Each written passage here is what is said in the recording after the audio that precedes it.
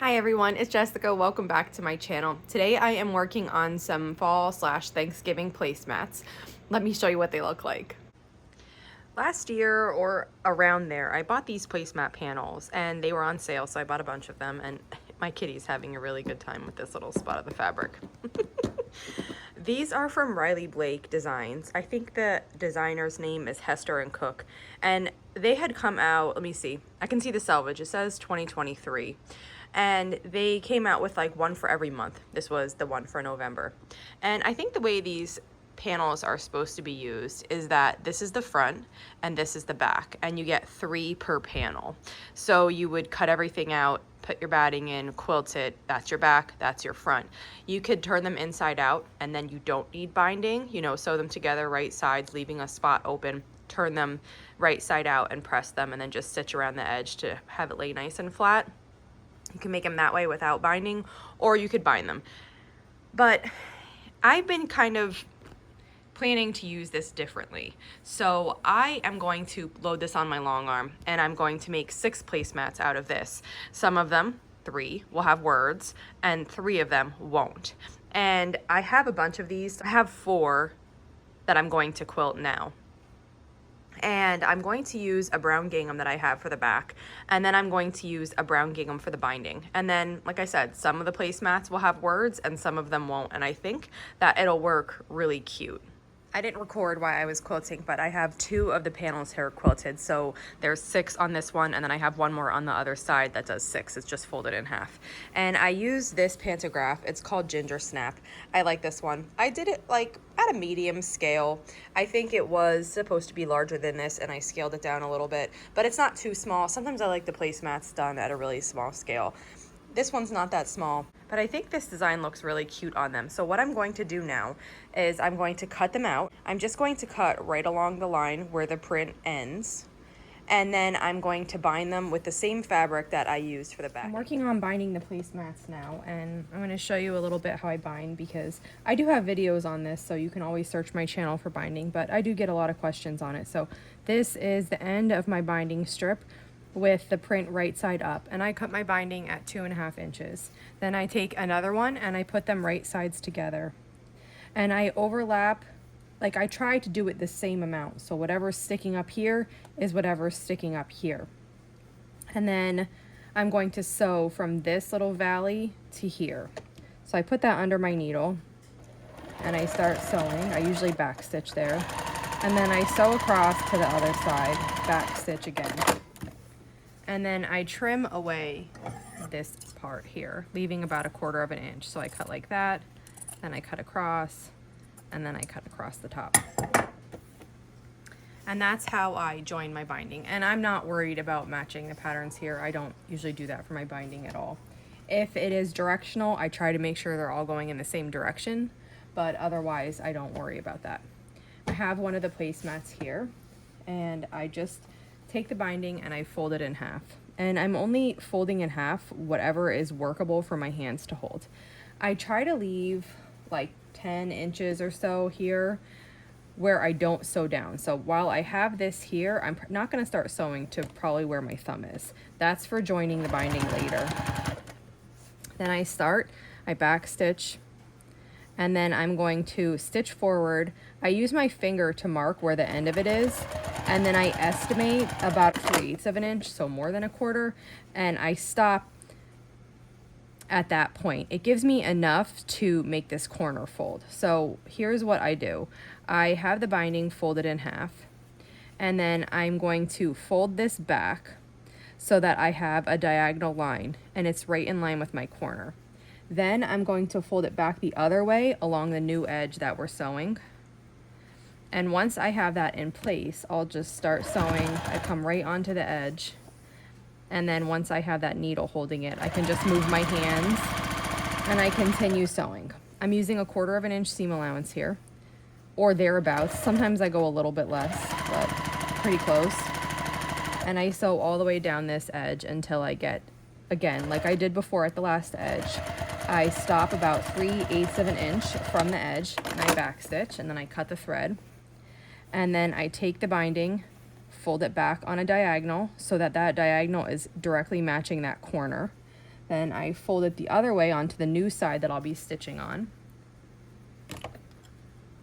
Put this under my needle, start sewing, and then sew across the whole bottom.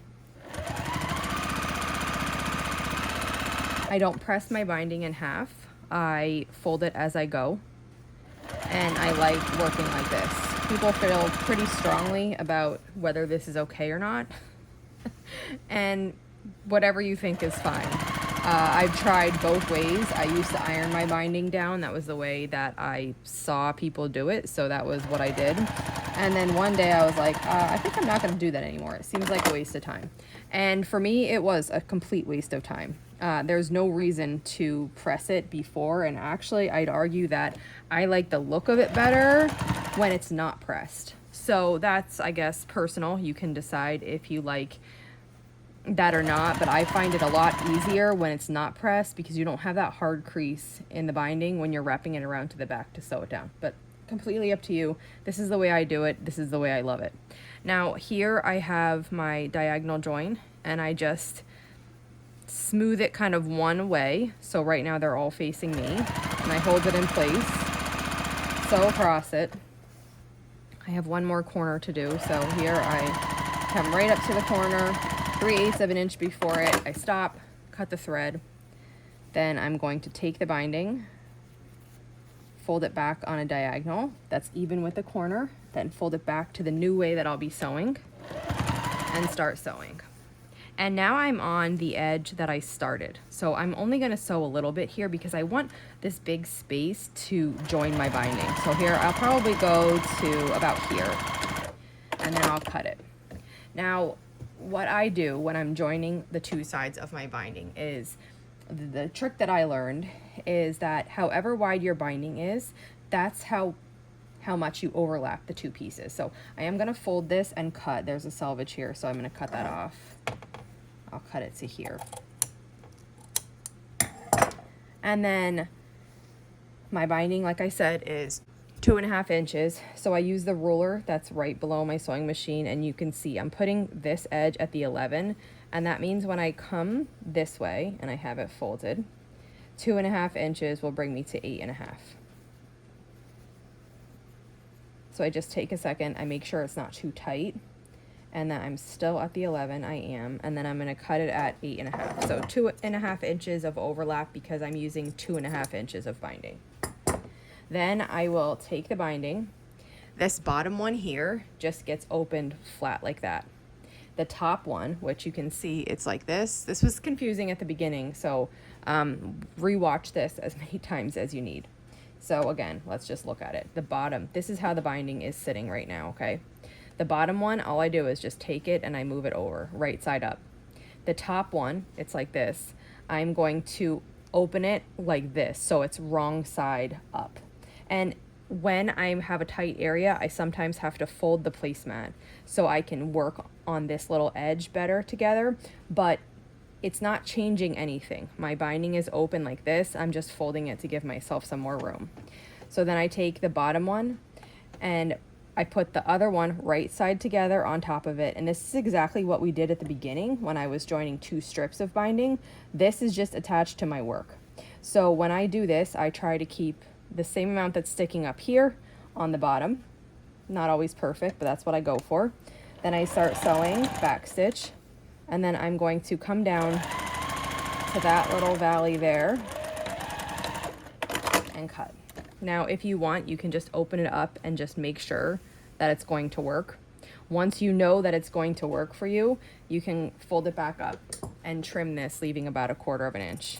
If it didn't work, you can take out the stitches and try again. Now I go to where I left off and I do a little back stitch, and then I'm going to sew the rest of this down. I just smooth this diagonal join together. I don't iron it or anything. I just like go with my finger and knock it so it's all facing one direction. And then I continue sewing with 1/4 inch seam allowance. And when I get to where I started, I'll just back stitch and stop. Now, a couple of things. When I machine bind, I kind of do backwards to what is normally taught.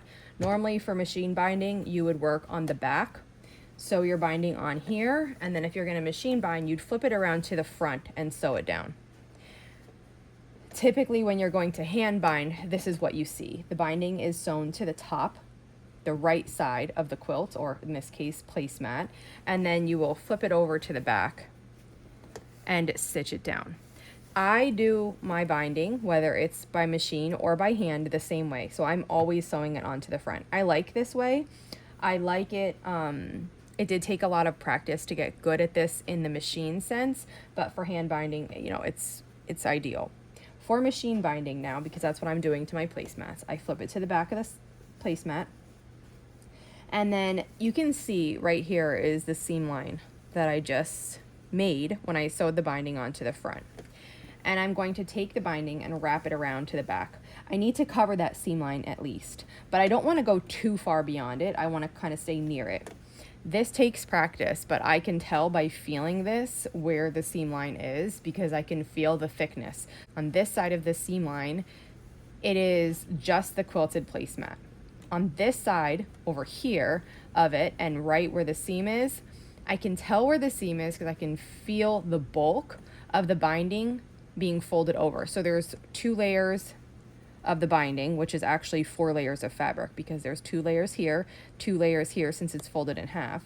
And when I fold it around again, there's 4 layers on this side of the seam. So I can tell where that is by feel. That does take practice. And when I machine bind, I start somewhere, back stitch. You can pull up your bottom thread if you want. I usually don't.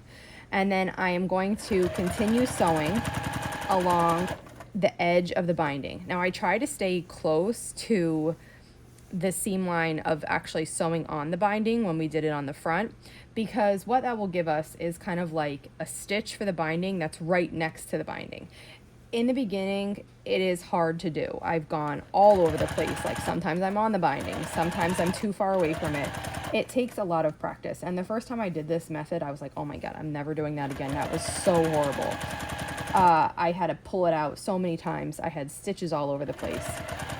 But eventually I did go back to it, and now it's my favorite way to machine bind. So if you're new at it, you know, it's okay to be bad. Just stick with it. You'll get better with time. So then you can see I folded that corner in, and now I'm going to watch until I stitch that corner down.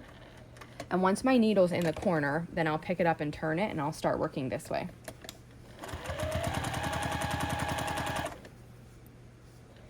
And once I get to the corner here, I'll show you that in a little more detail what I do.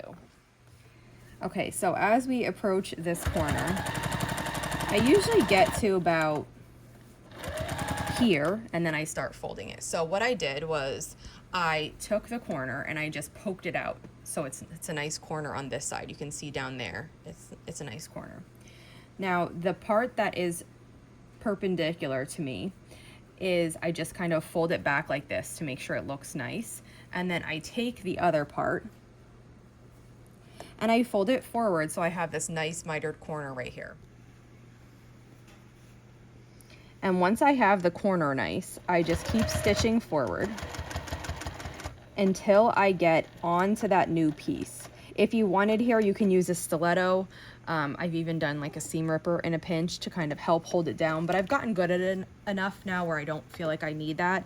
But that could definitely help you hold it if you're having trouble holding it. Getting a stiletto in there will keep your fingers out of the way and keep the fabric down. And then once I stitch onto that, again, I pick up the presser foot, I turn the whole work, and I continue sewing down the other side. We'll do one more corner here.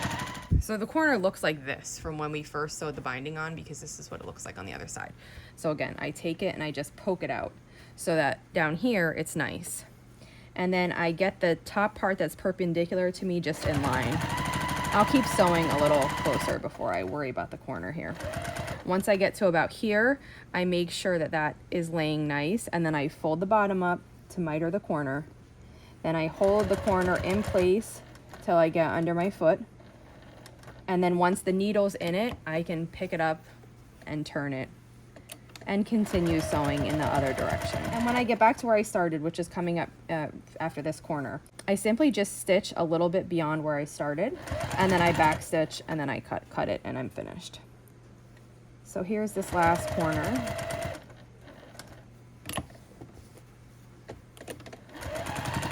And here I'm coming toward, that's where I started, right here. So I just make sure everything is laying nice. I pass it just a little bit, and then I do a back stitch, and then I cut. And I usually get these two little pieces of thread, the top thread and the bobbin thread, and I just cut them really close. So this is what it looks like. And I like how this looks because I prefer how the stitches are not going through the binding. That's just personal preference. If you like the stitches going through the binding, you wanted them to be on the top, then when you sewed it on, you would do it how it's typically done for machine. You'd sew it onto the back, you'd wrap it around to the front, and then you'd stitch it down on the front through the binding. I do like it like this, and with practice, this has become my favorite way. So there is a line right here, and sometimes it's a little further away from the binding, and sometimes it's closer. The better you are at it, the closer you could nest it right next to the binding, so you can't really see it at all. You can see it on this, but I don't mind. So this is what it looks like from the front, and then this is what it looks like from the back. Now I brought one of my previous placemats over because the size of these from the panel, it's a little bit off for me, the proportions. So actually the width is exactly what I like, and let's see what this is. This is like 17.5 inches or thereabout. But it is less tall, so let's see. This one's about 11 inches and my other one is like 13.25. So this is about 11 inches by 17.5, and this one's 13.25 by 17.5. And this is the size I like. On the panel, I could not tell that these weren't the proportion that I normally like. They had this little brown border all the way around, and I guess it was an optical illusion. I did think about cutting a little bit away from the side, but in the end, I thought I'd rather have them be as long as I usually do for silverware and a plate. And just, if they're not as tall, I mean, that's just what these are. So I would cut them bigger if I had yardage, but since this was a placemat panel, this is the size I have to go with. And probably nobody would notice except me, because I do think this would fit a dinner plate nicely and some silverware. So far I have 5 finished. So this is what the one with the words looks like, give thanks. And then I have 3 of the ones that have no words finished. And I'm working on this one. This is my last one in this batch of 6. And then I actually have 6 more cut out like this that need binding. And then I have 12 still on my long arm. So I'm planning on making 24 of these. I figured they'll be good for, you know, fall and Thanksgiving gatherings, and that's what I'm planning on using them for. And also my regular dining room table sits 8, and then I have another small area that I put 4 placemats at, so I need 12 anyway for those spots. So I like to at least try to make 12 when I'm doing a certain type, even though I don't think that they have to match. But that's what I'm going for with these. So I'm going to continue working on the binding, but I do think they're turning out pretty cute. That's it for today. So here is one of the placemats. This is one of the ones with the words that says give thanks. If you have any questions on this video, just let me know. And if not, I'll see you back here soon. Thanks for following along.